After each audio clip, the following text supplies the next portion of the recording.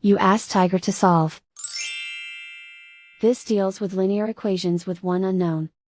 The final result is x equals -49. Let's solve it step by step. Swap sides. Isolate the x. Multiply both sides by inverse fraction 7 over -3. Move the negative sign from the denominator to the numerator. Group like terms. Multiply the coefficients. Simplify the arithmetic.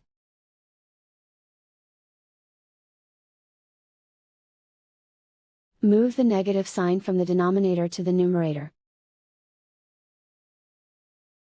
Multiply the fractions. Simplify the arithmetic.